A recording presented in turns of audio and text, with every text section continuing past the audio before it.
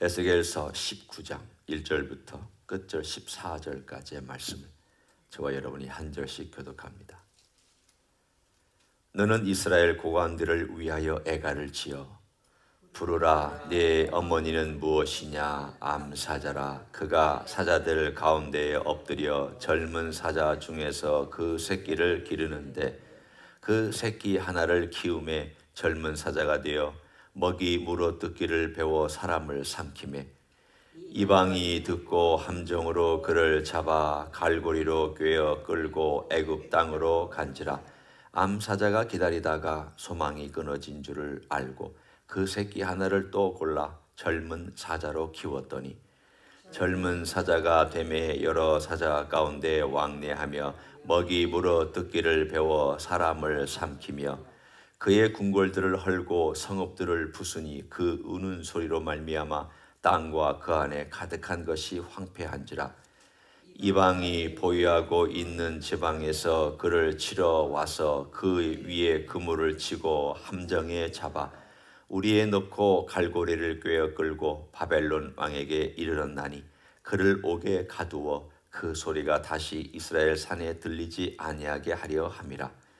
내 피의 어머니는 물가에 심겨진 포도나무 같아서 물이 많음으로 열매가 많고 가지가 무성하며 그 가지들은 강하여 권세 잡은 자의 규가 될 만한데 그 하나의 키가 굵은 가지 가운데에서 높았으며 많은 가지 가운데에서 뛰어나 보이다가 분노 중에 뽑혀서 땅에 던짐을 당하매 그 열매는 동풍에 마르고 그 강한 가지들은 꺾이고 말라 불에 탔더니 이제는 광야 메마르고 가물이 든 땅에 심어진 바 되고 불이 그 가지 중 하나에서부터 나와 그 열매를 태우니 권세 잡은 자의 규가 될 만한 강한 가지가 없도다 하라.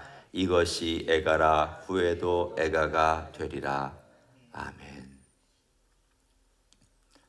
19장에는 좀 알쏭달쏭한 그러한 비유가 나옵니다. 그리고 맨 마지막에는 이것을 애가, 지금도 애가고 나중에도 애가가 된다. 바꿔 얘기하면 계속해서 슬픈 노래로 부르는 그러한 노래라, 이렇게 말씀하십니다. 왜 애가인가? 오늘 19장에 나오는 인물들에 대한 이야기입니다. 요시야 왕이라고 하는 하나님 아버지 앞에 자기의 마음을 다 드린 왕이 전장에서 죽었습니다. 여러분이 이미 쭉 그 왕국의 역사를 알고 계시기 때문에 간단하게 말하면 39살에 애굽이 마지막 망해가는 아수르를 도와주려고 올라가는 그 길목을 막기 위해서 전쟁을 벌이다가 애굽에 의해서 죽습니다. 그리고는 오늘 이 19장에는 그의 아들 셋과 손자 하나, 마지막 4명의 왕에 대한 이야기입니다. 근데 그 4명의 왕이 우리가 알고 있는 여호아하스, 이게 첫 번째 요아스의 왕의 아들로서 되는데 3개월 만에 애굽에 잡혀갔습니다. 그래서 다른 형제를 세웠습니다. 여호와킴입니다. 11년 동안 바벨론을 섬기도록 되어 있었는데 배반합니다. 그래서 잡혀가서 감옥에 갔다가 풀려나서 다시 왔지만 애굽을 따라가는 친애굽 정책을 펼치다가 다시 또 느부갓네살이 쳐들어와서 그를 죽이고 무덤에도 묻지 않는 비참한 생애를 보냅니다. 그리고 세워진 사람이 이 여호와킴의 아들 여호와긴입니다. 여호와긴, 성경에는 여고니아라고도 나옵니다. 그러니까 이 사람은 요시야 왕의 손주죠. 손자입니다. 유일하게 손자인데 이 사람이 3개월 왕위를 하다가 바벨론으로 잡혀갑니다. 그리고는 다시 학렬이 거슬러 올라가서 시드기야라고 아까 여호아스, 여호와김의 형제인 시드기야가 다시 마지막 왕이 됩니다. 오늘 19장 1절부터 9절까지는 바로 애굽으로 잡혀갔다 4절에 여호아하스를 얘기합니다. 그리고 8절과 9절에 보면 그를 잡아서 바벨론 왕에게 이르렀다. 여호와김과 여호와긴을 의미합니다. 그러니까 하나를 말하고 있지만 사실은 둘을 묶어서 얘기합니다. 10절에는 또 다른 비유가 나오죠. 가지에 대한 비유가 나오는데 이 가지가 하나가 우뚝 섰다. 그런데 그것이 잘려져서 광야에 버림받았다. 그리고는 그것이 마르고 동풍에 마르고 나중에 그 마른 가지에 불이 붙어서 다 태웠다. 마지막 왕 시드기야를 의미합니다. 그리고는 이 메시지가 주는 14절의 마지막에 슬픈 노래의 결론이 이것입니다. 중간에 보면 권세 잡은 자의 규가 될 만한 강한 가지가 없도다. 바꿔 얘기하면 더 이상 너희들에게 왕이 없을 것이다. 그 뜻입니다. 바꿔 얘기하면 다윗 왕조 망했다. 너희들의 DNA를 가진 왕은 더 이상 이 땅에 없을 것이다. 그 얘기입니다. 네. 그 이후로 아무도 왕으로 세워지지 못했습니다. 스룹바벨 총독으로는 왔지만 지금 그 라인입니다. 사실 엄밀한 의미의 왕이 아닙니다. 그리고 DNA로 보면은 이 여호와긴의 아들도 아니고 자손도 아니고 시드기야의 자손도 아닙니다. 제가 언젠가 그 족보에 대한 설명을 해드렸죠. 시드기야 아들들 다 죽었습니다. 자기 보는 앞에서 느부갓네살에 의해서 다 죽임받았습니다. 여호와긴 자손 없습니다. 결국 그래서 여호와긴이 바벨론에 잡혀갔다가 그가 노임 받았을 때쯤, 그 노임을 받습니다. 노임 받았을 때쯤 스알디엘이라고 하는 나단, 다윗의 여러 왕자 중에 하나였던 나단이라고 하는 왕자의 계통을 통하여서 있었던 자손의 아들을 하나 입양을 합니다. 그 아들이 스알디엘입니다. 그리고 스알디엘의 아들이 스룹바벨입니다. 그리고 스룹바벨 요 다음에 여러 아들들이 있어서 장자는 이 라인을 통해서 내려가고 아마도 다른 아들들은 또 나단으로부터 했던 그 집안으로 내려가는 다시 또 갈라집니다. 그럼 한번 생각해 보십시오. 지금 더 이상 왕이 없는 그 세월을 얼마 동안 보내느냐. 586년에 망했으니까 약 한 600년 가까이 왕이 없이 지낸 세월을 보냈습니다. 600년이면 여러분 한번 상상해 보십시오. 왕가가 있었다가 600년 동안 더 이상 왕가의 인물은 나타나지도 않았고 존재하지도 않았고 사람들이 신경도 안 썼습니다. 600년입니다. 조선시대가 600년입니다. 이성계가 건국하고 망할 때까지 600년인데 그럼 그 긴 세월 동안 왕이 있다가 왕이 전혀 없는 세월이 600년이 지났으면 사람들이 그거 기억하겠습니까? 그 인물들 알아보겠습니까? 아무도 알아보지 못하죠. 아무도 인식하지 못합니다. 그런데 하나님께 하시는 일을 보면 다 인간의 생각이나 인간의 기대치하고는 전혀 딴판으로 일하십니다. 우리는 일할 때 왕가에 다시 왕이 생겨나고 어딘가에 놀라운 인물이 떠올라서 그 인물을 통하여 하나님께서 멋진 일을 행하실 거다. 우리의 상상은 또 하나님께서 모든 그 시대에 예수님이 오셨던 그 시대의 사람들이 다 생각하기를 메시아가 오면은 이 로마 다 없애고 모든 악들을 처리하고 이 세상의 죄를 다 없애고 평화로운 나라를 가져오고 그 어깨에 정사와 권세를 가지고 모든 걸 통치하며 모든 것들을 통일하는 그런 날이 올 것이다. 단번에 올 것이다라고 그들은 생각했습니다. 그게 인간의 기대치고 인간의 계산법입니다. 하나님은 그렇게 하시지 않았습니다. 아주 은밀하게 600년 동안 조용히 계시다가 아무 일을 하시지 않은 것처럼 가만히 계시다가 다윗의 언약이 사라진 것처럼 묻혀진 것처럼 그야말로 파괴된 것처럼 하나님은 가만히 계시다가 600여 년쯤 됐을 때 하나님께서 스룹바벨과 스알디엘 그리고 나단의 계열과 그리고 솔로몬의 계열로 갈라져 있던 요셉과 마리아를 만나게 하셔서 결국은 하나님께서 다윗 왕가의 혈통이 계속되고 있음을 보여주시고 예수 그리스도를 보내주셨습니다. 그러나 예수님은 요셉의 씨가 아닙니다. DNA로는 엄밀하게 말하면 사실은 다릅니다. 성령으로 잉태하셨다고 되어 있습니다. 때문에 오늘 여기 나와 있는 이 애가는 애가대로 맞습니다. 그 DNA는 끝났습니다. 그리고 그 DNA로는 왕이 안 왔습니다. 그러나 그 혈통의 족보를 가진 후손으로 다윗의 후손이요. 다윗의 후손이라고 하는 적통 그 어떤 영어로 말하면 right, 권한, 권리, 다윗의 권한을 가지고 오신 왕은 이 땅에 오셨습니다. 그리고 다윗에게 언약한 너의 왕위가 영원할 것이다 라고 한 약속도 지켜주셨습니다.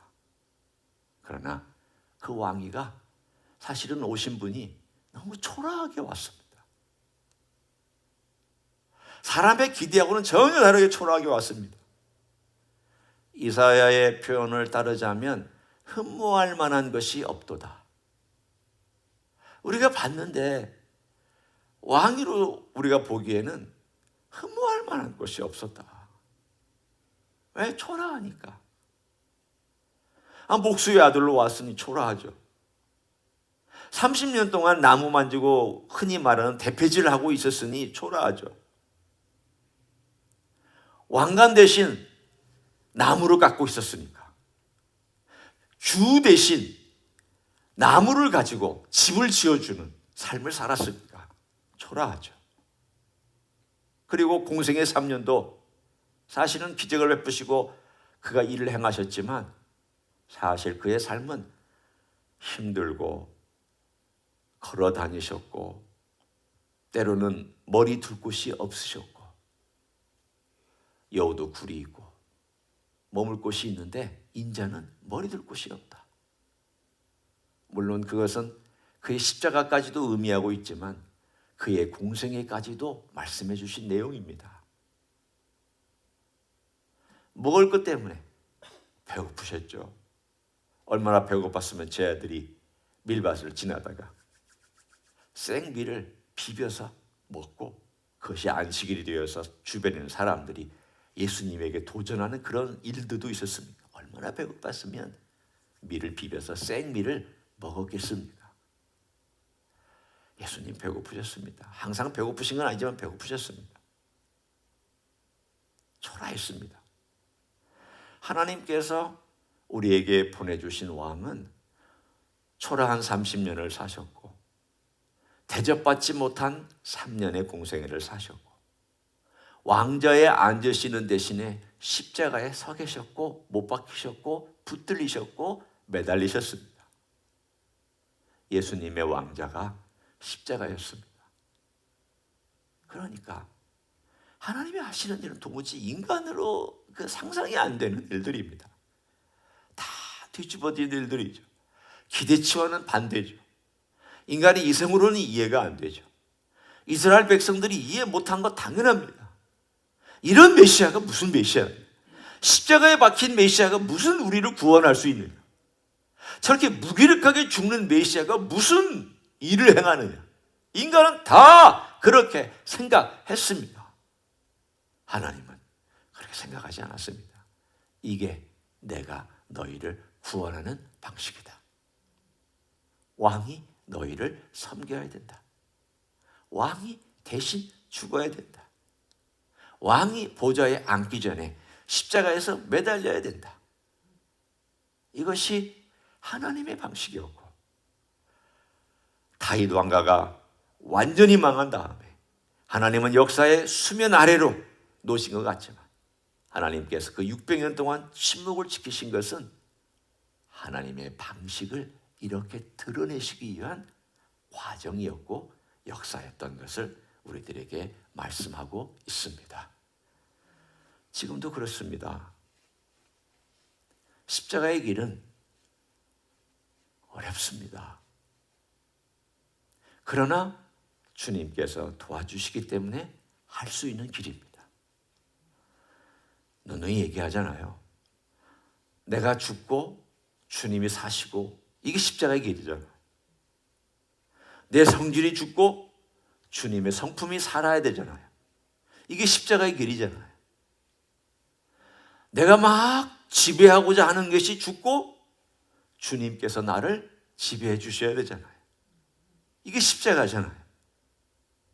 결국은 그 600년 동안 잠잠히 계시다가 예수님을 보내서 십자가의 길을 걷게 하시고 흠모할 만한 것이 없는 길을 걷게 하시고 지금은 영광의 보좌에 앉아 계시지만 우리에게 이 땅에 살아가는 동안 우리는 영광도 있고 기쁨도 있고 하늘나라도 소유하고 놀라운 역사도 경험하고 이제는 과거에 소외받지 않은 사람으로 살아가도록 만들어 주셨지만 내가 내 내면에 뭘 따라가야 되느냐?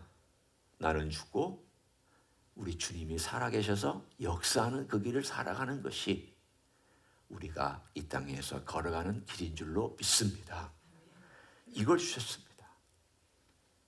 따라서 이 애가는 애가였지만 사실은 우리 주님의 오심을 준비하는 준비송이 된 것입니다. 인간의 절망이 하나님의 시작이고 인간의 역사의 끝이 하나님의 새로운 시작인 것을 우리는 분명히 믿습니다.